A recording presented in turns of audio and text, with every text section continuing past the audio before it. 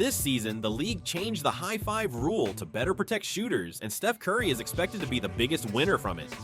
In the last preseason game against Portland, he didn't even play 30 minutes, but still scored 28 points, including 4 threes, getting ready for the season. The most impressive part, he shot 13 free throws.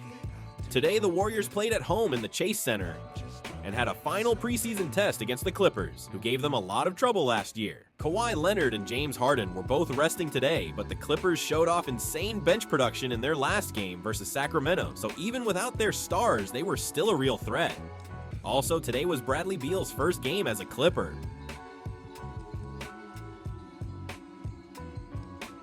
Beal's first official stat as a Clipper ended up being a turnover. Steph and Draymond up top, get Zubac's on a switch. And Curry, he's already in regular season form.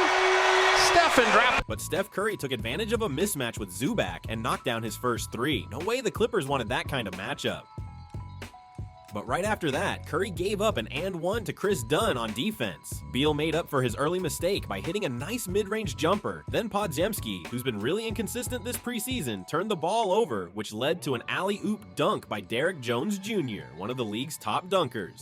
To make it worse, Podziemski got hurt on that play, so things were already starting to feel off for the Warriors early on.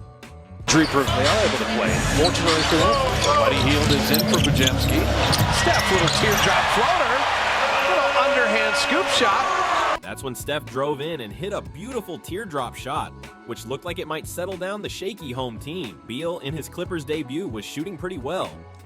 But the Warriors' biggest issue, turnovers, was still a big problem.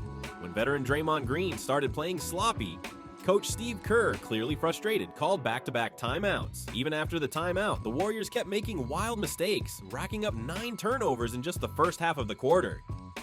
Even for a preseason game, this level of play was disappointing.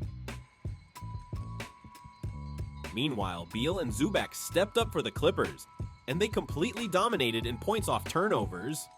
Paul and Lopez were resting too, not just Kawhi and Harden, so their bench wasn't expected to be as strong as usual. Podziemski came back in. But by the end of the quarter, the Clippers were pulling away. Jordan Miller, who showed flashes last season, played well again, and rookie Kobe Sanders, the 50th pick, had a surprise impact too. Even with their third-string lineup, the Clippers built a bigger lead. Funny enough, the Clippers bench had both a Jordan and a Kobe. On the flip side, the Warriors already had 10 turnovers in the first quarter, which just showed how messy their play really was.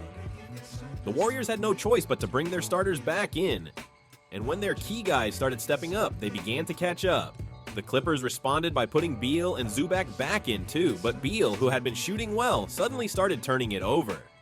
Still, the Warriors couldn't take advantage while the Clippers were shaky, and their turnover problem just kept popping up at the worst times. Richard, who played decently in the last game, was cold from 3 and even missed a fast break layup he should have easily made. Missing that was just yikes. To be fair, from the Clippers' view, Richard's shot selection wasn't that bad, and their deep roster helped them keep a decent lead. Beal's three-point shot wasn't falling at all today, but his ability to get buckets in the mid-range was still solid. He and Zubac already showed some decent chemistry even in their first game. Thanks to that, the Clippers stayed ahead all the way through the first half. But hey, Golden State still had Steph Curry, even though he struggled a bit from deep in the second quarter.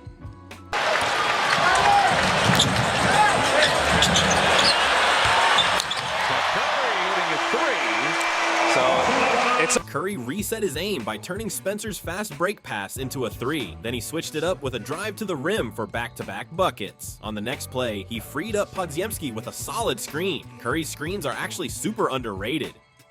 Curry and Draymond closed the quarter with an inverted pick and roll, and the Warriors made a meaningful push thanks to the Curry effect.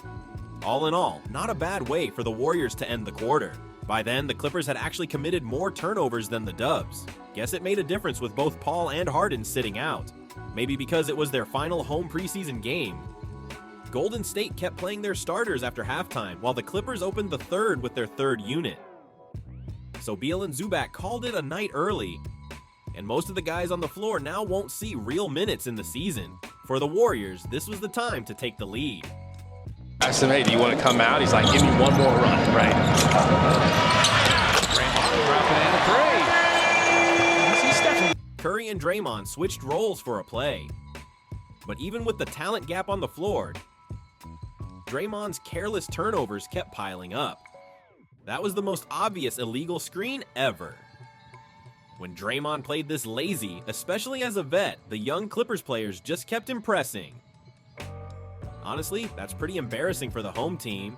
Y'all don't even need me to beat the Warriors. With both Kobe Sanders and Kobe Brown on the floor, the Clippers kept battling. They got 14 straight winning regular seasons. The 3 straight as Draymond gets an and one, driving the basket on Niederhauser. Draymond finally showed some effort attacking the rim.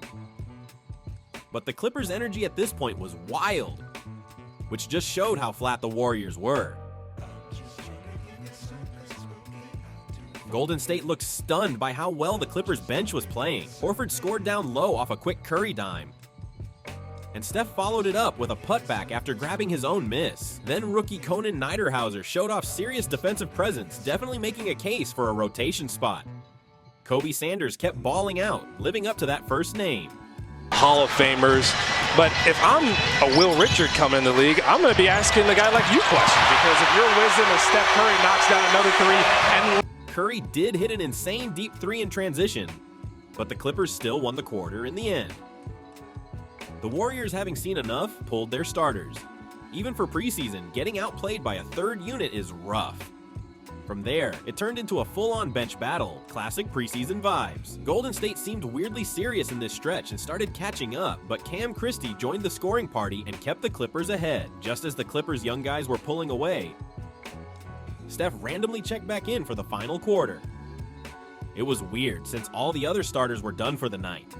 under control. Yes, and no high 5 contest. He didn't overdo it with a secondary motion. Steph knocks it down from over 30. Steph wasted no time and hit a deep 3 that deflated the defense.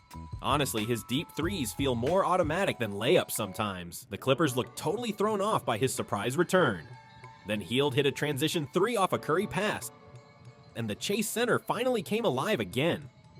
The Warriors fed off the momentum and picked up their defense, while the Clippers focused way too much on Steph, leaving others wide open for easy buckets. Still, Steph coming in for the 4th felt more like fan service, and after dropping 20 points, he gave the crowd their dopamine and checked out. The rest of the game saw Kobe Sanders continuing to shine with an and one, plus a monster in-your-face dunk from freak athlete Conan Niederhauser. The Clippers held their lead from start to finish. But Golden State's bench, led by a suddenly hot Richard, started fighting back. Once again, the Warriors turned it into a classic clutch finish. They got within 3 with just over 10 seconds left, but couldn't tie it up, and the Clippers walked away with the win. What if Curry had come back in for that last play? Bradley Beal had a solid debut, just like the Clippers hoped. Kobe Sanders and Conan Niederhauser also really stood out. We'll see if these rookies earn a real rotation spot.